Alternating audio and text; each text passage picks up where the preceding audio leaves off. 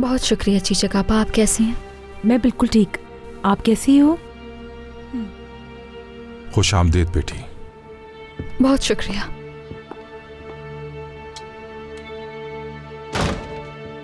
आओ यहां बैठ जाओ बेटी।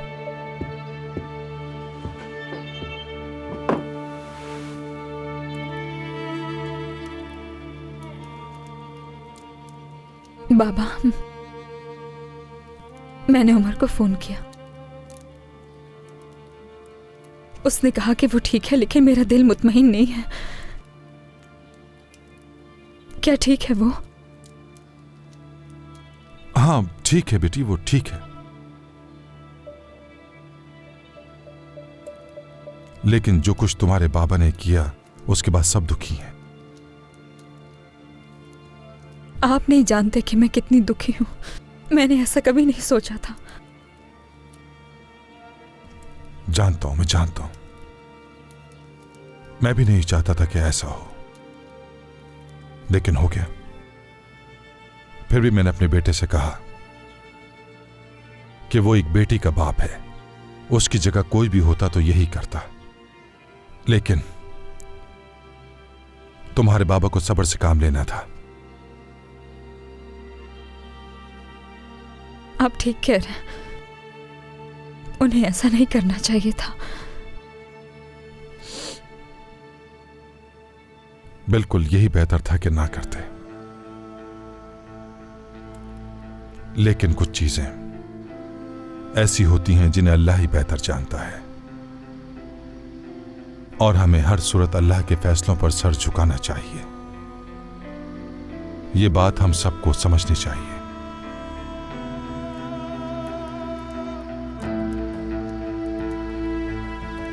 वाकई में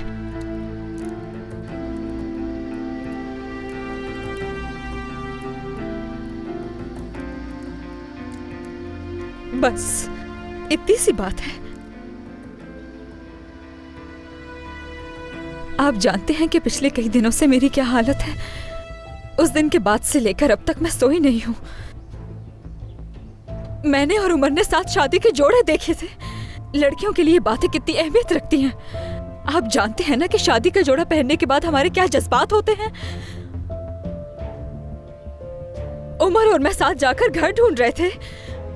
हर बात मैंने उसकी मानी, लेकिन उसने सारे मेरे ख्वाब बर्बाद कर दिए। एक लम्हा नहीं लगाया उसने और मुझे अपनी जिंदगी से निकाल दिया। मैंने उसके साथ मोहब्बत के सिवा और क्या किया?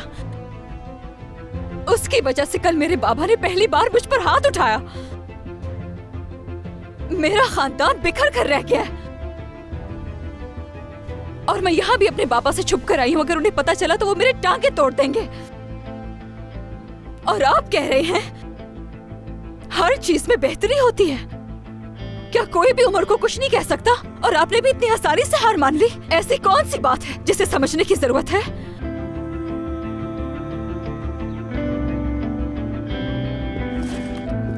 मैं क्या करूं मेरी बेटी, मैं क्या करूं? मैंने अपनी पूरी कोशिश करके देख ली, मगर नहीं हुआ। मैंने उससे प्यार से कहा, वो नहीं माना। यहां तक कि मैंने उसे डांट कर कहा, फिर भी नहीं माना। नहीं माना तो जबरदस्ती करूं उसके साथ। तो आप ये बात भी सुन लीजिए। अब आपके बेटे ने मुझे किसी को मुंह दिखाने के काबिल नहीं छोड़ा।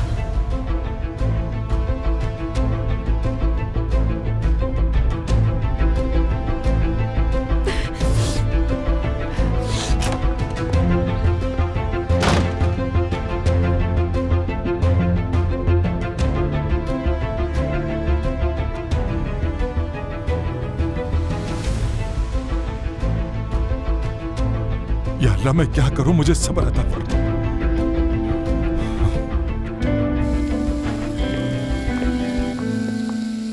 तुम कहां जा रहे हो? क्यों, क्या हुआ? परेशानी हो रही है?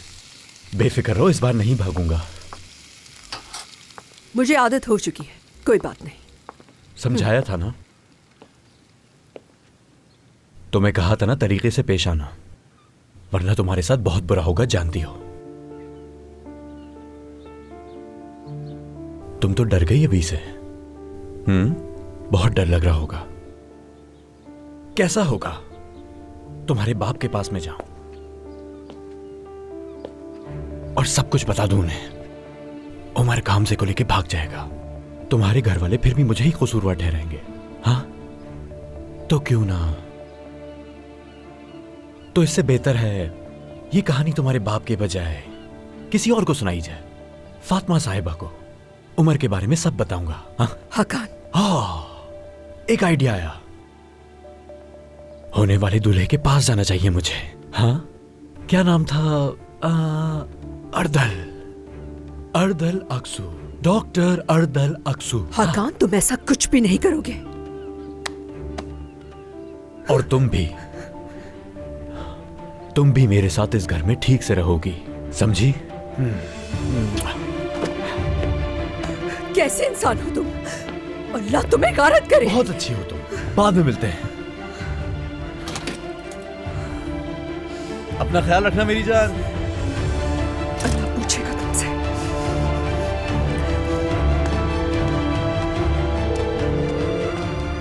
हेलो ज़ेरिन, कहाँ मिल रहे हैं बताओ? हाँ, आता हूँ, बस 2 मिनट में पहुंचा। ठीक है?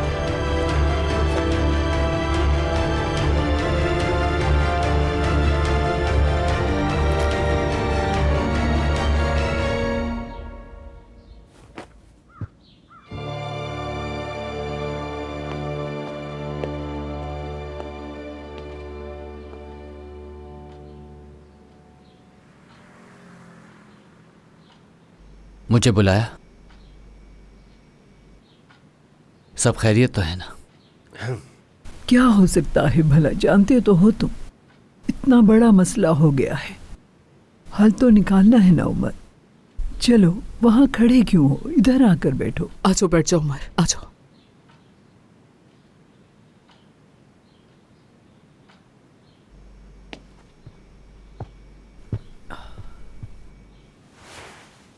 देखो बेटा, हमने अपनी पूरी कोशिश कर ली, कुछ हासिल नहीं हुआ उससे हमें।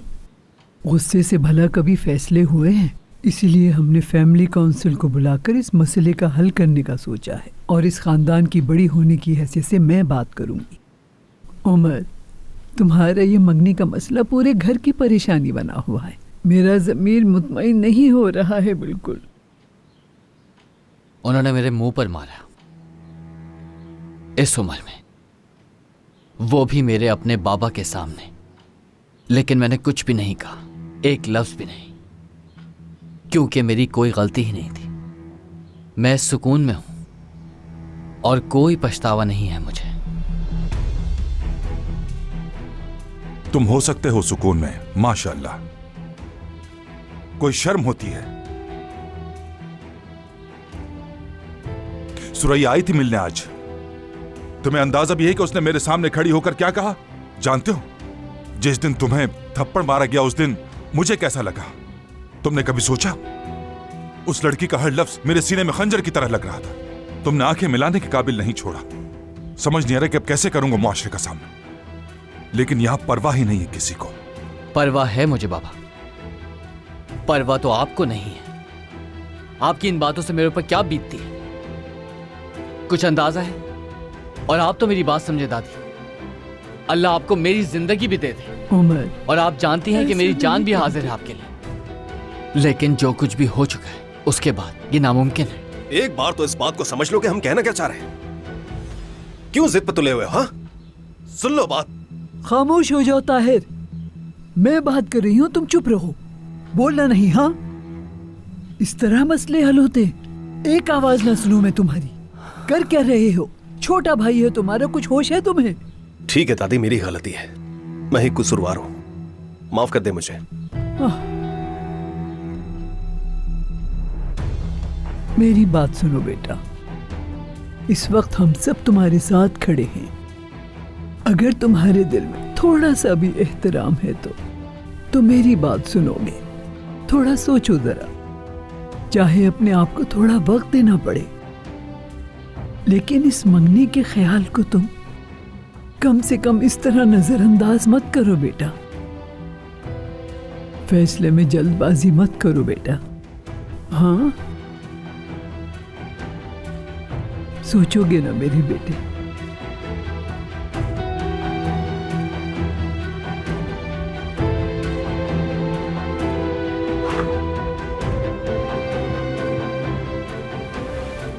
उमर, दादी ठीक कह रही है, थोड़ा सोचो। इस बारे में सोचूंगा, मुझे जाना है।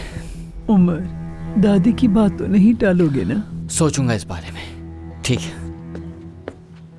सोचेगा, जरूर सोचेगा। क्या लगता है तुम्हें, वो फैसला बदलेगा? हाँ, अच्छी तरह वो अपना फैसला बदलेगा। देखा नहीं, कह रहा था, सोच रहा हूं।